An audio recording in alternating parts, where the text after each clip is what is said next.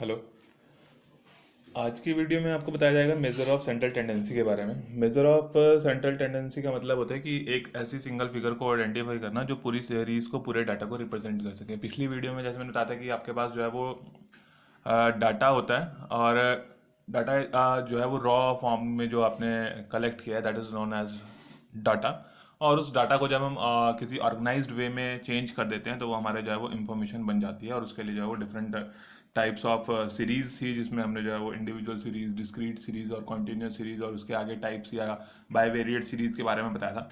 तो अब क्या होता है कि जब हमने डाटा कलेक्ट कर लिया तो डाटा कलेक्ट करने के बाद क्या है कि इतने सारे डाटा को याद रखना मुश्किल होता है। फॉर एग्जाम्पल कि अगर आपसे पूछा जाए कि आपके जो है आपने आपने खुद ही पास की होगी, मैट्रिक मैट्रिक की होगी, +2 की होगी। तो अगर आपसे कोई मैट्रिक के पूछता है कि आपने 10th पास किया है, मैट्रिक पास किया है, तो उसमें कितने परसेंट कितने मार्क्स हैं आपके, तो आप जस्ट उसको अपनी एक परसेंटेज बता देते हैं कि जस्ट मेरे जो है वो 60% है, 70 है, 80 है, 85 है, जो जितने भी परसेंटेज है वो बता देते हैं। बट अगर आपसे पूछा था कि आप अपने सब्जेक्ट वाइज मार्क्स बताएं कि मैथ्स में कितने थे, इंग्लिश में कितने थे, हिंदी में कितने थे, या सोशल स्टडीज़ में कितने थे, या साइंसेज में कितने थे, तो हो सकता है कि आपको वो सारे मार्क्स याद नहीं रहते ना, कि हमें नहीं याद है कि जी हमें जो है वो अलग अलग सब्जेक्ट्स के नहीं याद है कि कितने कितने मार्क्स थे। हमें तो इतना पता है कि जी हमारे जो है वो इस सब्जेक्ट में पर्टिकुलरली जो है वो इतने मार्क्स, इतनी परसेंटेज थी हमारी एवरेज, तो हमारे को जो है वो एवरेज परसेंटेज अपनी याद है। तो वही फायदा है इसीलिए जो है वो सेंट्रल टेंडेंसी कैलकुलेट की जाती है कि an average is a single value which represents the whole set of figures. तो वो पूरे के पूरे जितने भी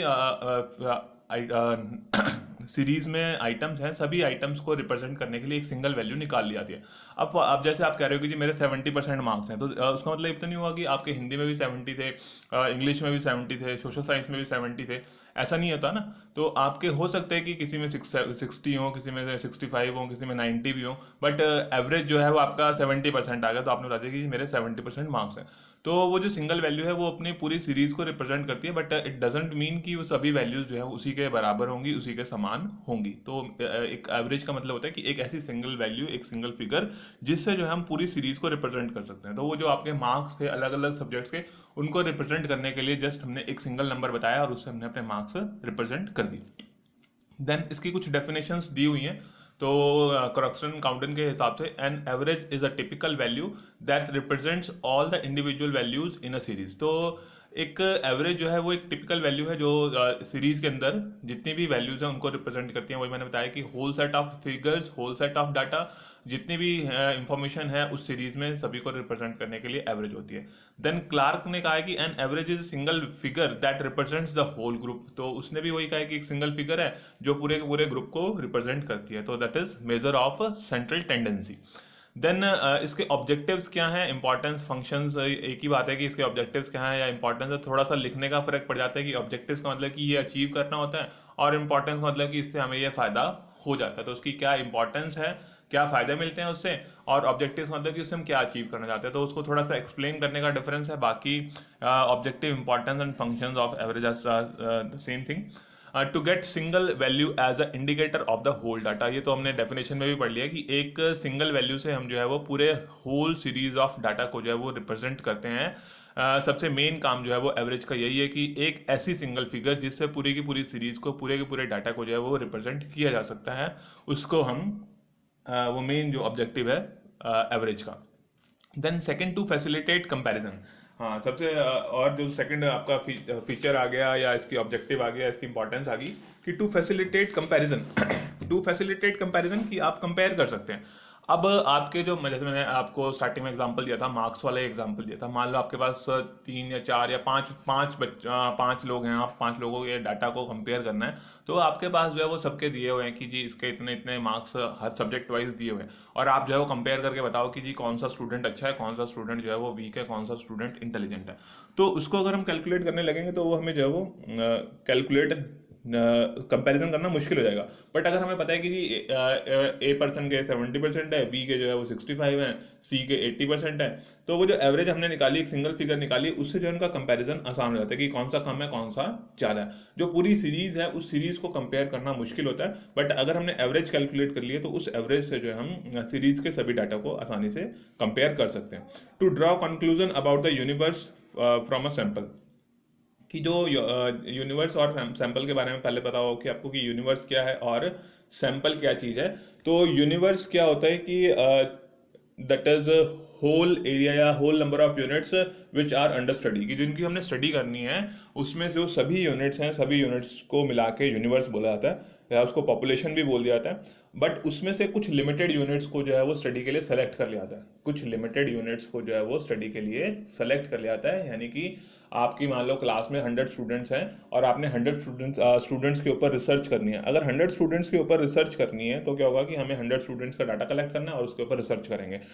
बट क्या है कि अब 100 स्टूडेंट्स से हो सकता है कि डाटा कलेक्ट ना हो सकता हो, या हमारे पास इतना टाइम नहीं है, इतनी एनर्जी नहीं है, तो हम क्या करते हैं सैंपल ले लेंगे कि हम उस 100 स्टूडेंट्स की क्लास में से हमने कहा था 20 स्टूडेंट्स जो है हमने सेलेक्ट किए और 20 स्टूडेंट्स के ऊपर कैलकुलेशन कर ली। तो ये जो है एवरेज हमें जो है वो कंक्लूजन ड्रॉ करने के लिए हेल्प करता है कि about the universe from a sample. तो हमने जो सैंपल का जो 20 स्टूडेंट सेलेक्ट किए उसका जो एवरेज है उसी से हम जो है वो पूरी जो यूनिवर्स यानी कि 100 स्टूडेंट्स की क्लास उनके लिए कंक्लूजन्स ड्रॉ कर सकते हैं। तो उससे क्या है कि एक सैंपल से हम पूरे के पूरे यूनिवर्स के लिए सैंपल ड्रॉ कर सकते हैं प्रॉपर एवरेज के थ्रू, कि वो क्लास कैसी है, इंटेलिजेंट है, डल है, एवरेज है, तो वो हम कंक्लूजन ड्रॉ कर सकते हैं। To help in decision making, कि जो डिसीजंस लेने हैं उसमें हेल्प करती है, चाहे वो किसी भी लेवल के डिसीजंस हैं, चाहे गवर्नमेंट ने डिसीजन लेने हैं, चाहे वो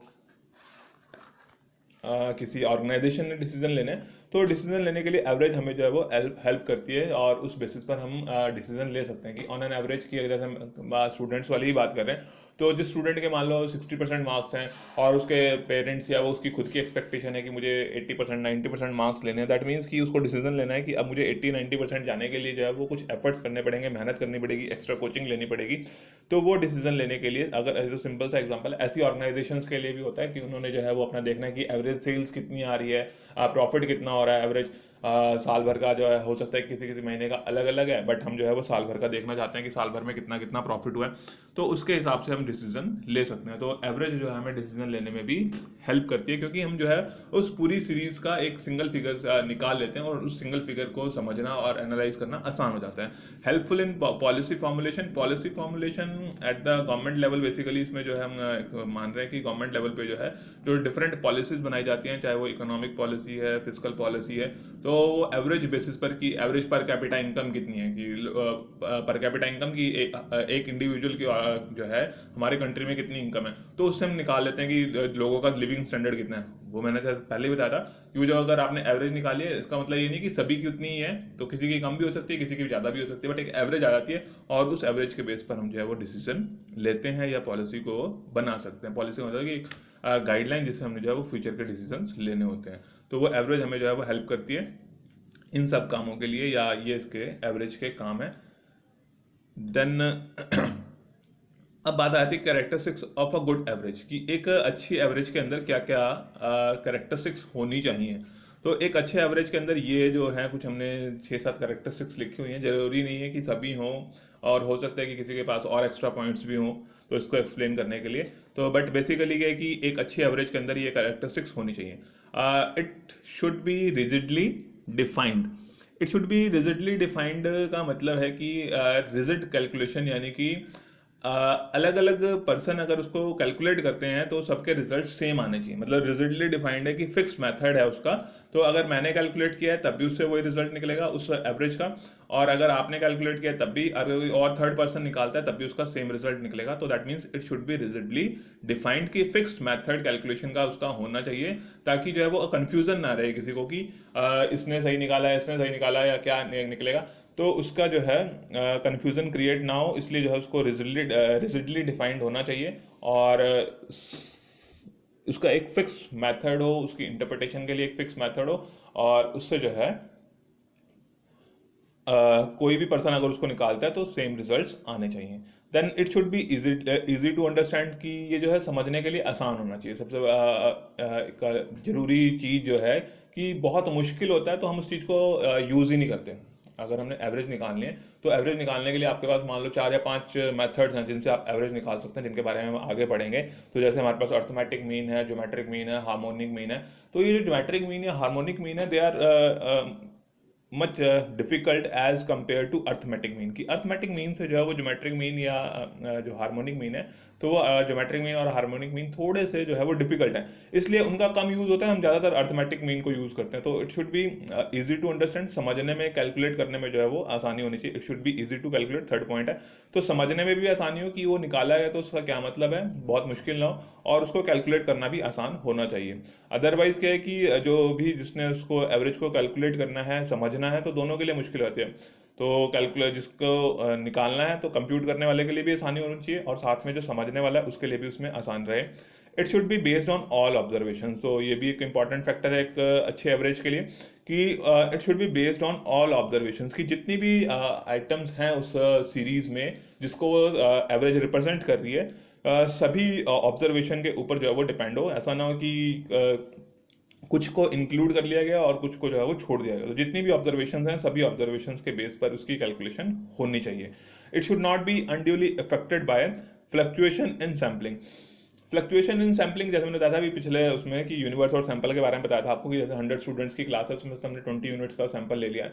तो जो सैम्पलिंग है, सैम्पलिंग में फ्लक्चुएशन है कि कभी अगर आपने सैंपल लिया है, आपने 20 स्टूडेंट्स एक ने लिए, किसी और ने भी लिया, तो 20 स्टूडेंट्स हो सकता है कि दोबारा अगर सैंपल ड्रॉ किया तो वही 20 स्टूडेंट्स की जगह कोई और दूसरे 20 स्टूडेंट्स ले लिए। तो 20 मैंने एग्जाम्पल दिया, हो सकता है 20 का सैंपल हो, 30 का सैंपल हो। तो जो सैम्पलिंग की फ्लक्चुएशन हो रही है उसमें सैम्पलिंग यूनिट्स चेंज हो रही है, तो उसकी वजह से जो है एवरेज के ऊपर जो है वो ज़्यादा इफेक्ट नहीं पड़ना चाहिए, अनड्यू इफेक्ट नहीं होना चाहिए, कि उससे जो है वो एवरेज को ज़्यादा इन्फ्लुएंस नहीं होना चाहिए। Then it should be capable of further algebraic treatment. Further algebraic treatment का मतलब है कि जो आपने एवरेज कैलकुलेट किया है उस एवरेज पर जो है उसको आगे और फर्दर जो है स्टैटिस्टिकल मेजर्स कैलकुलेट करने के लिए जो है उसमें पॉसिबिलिटी होनी चाहिए कि जो है वो फर्दर एल्जेब्रिक ट्रीटमेंट्स को उसको जो है यूज़ किया जा सके, कि फर्दर अगर आपने और डिटेल्ड एनालिसिस करने हैं तो उन डिटेल्ड एनालिसिस के लिए भी जो है वो उसमें कैपेबिलिटी होनी चाहिए। जैसे मान लो आपने मीन है वो अर्थमेटिक मीन निकाल लिया आपने, माना है फैक्ट्री ए के लिए निकाल लिया है और फैक्ट्री बी के लिए निकाल लिया। अब फैक्ट्री ए और बी के लिए आपने अलग अलग मीन निकाल लिया, तो हो सकता है कि आपको चाहिए कि दोनों का एवरेज मीन कितना है, तो उसकी भी पॉसिबिलिटी होनी चाहिए, यानी कि जो है उसमें फर्दर एल्जेब्रिक ट्रीटमेंट्स की पॉसिबिलिटी होनी चाहिए। And last one, it should not be unduly affected by extreme values of the series, आएगा यहाँ पे extreme values of the series. तो जितनी भी आपके सीरीज में आइटम्स हैं उसमें एक्सट्रीम आइटम्स का मतलब होता है, एक्सट्रीम वैल्यूज का मतलब या तो बहुत बड़ी या बहुत छोटी। एक्सट्रीम वैल्यूज कौन सी हैं, या तो बहुत बड़ी हैं या बहुत छोटी हैं, मतलब किसी एक्सट्रीम एंड पर हैं, वो बहुत कम है या बहुत ज़्यादा है। तो उस बहुत कम या बहुत ज़्यादा का जो है वो उससे एवरेज के ऊपर अनड्यू इफेक्ट नहीं होना चाहिए, कि उसकी वजह से बहुत चेंज ना हो जाए। जैसे मान लो आपने एवरेज निकालनी है, आपके पास 4 यूनिट्स हैं, 10 है, 20 है, 30 है, और फोर्थ यूनिट जो है आपकी मान लो 340 है। क्या है, पहली यूनिट थी आपकी 10, 20, 30 एंड 340। तो अब आप देख रहे हो कि 10, 20, 30 लगभग आसपास हैं, और जो 340 है वो काफ़ी एक्सट्रीम है, बड़ा है। और अगर आप इनकी एवरेज निकालेंगे, एवरेज निकालने के लिए क्या करना पड़ेगा, सिंपल हम अर्थमेटिक एवरेज निकाल रहे हैं, अर्थमेटिक मीन निकाल रहे हैं, तो 10 + 20 + 30 + 340 that is equal to 400, and 400 divided by 4, अगर उसको 4 से डिवाइड करेंगे दैट इज इक्वल टू 100। और 100 जो है वो ना तो 340 को रिप्रेजेंट कर पा रहा है सही ढंग से, ना ही 10 को रिप्रेजेंट कर पा रहा है, ना ही 20 को, मतलब उसमें बहुत ज़्यादा वेरिएशन है, बहुत ज़्यादा जो है आपका जो मेन आइटम थी 10, 20, 30 उससे बहुत ज़्यादा बढ़ गया है, या जो एक्सट्रीम वैल्यू थी उससे उसकी वजह उसको भी जो है वो प्रॉपरली रिप्रेजेंट नहीं कर पा रहा है। तो जो एक्सट्रीम वैल्यूज़ हैं उन एक्सट्रीम वैल्यूज़ की वजह से जो है वो एक अच्छे एवरेज के ऊपर जो है वो ज़्यादा इफेक्ट नहीं पड़ना चाहिए। Okay, thank you.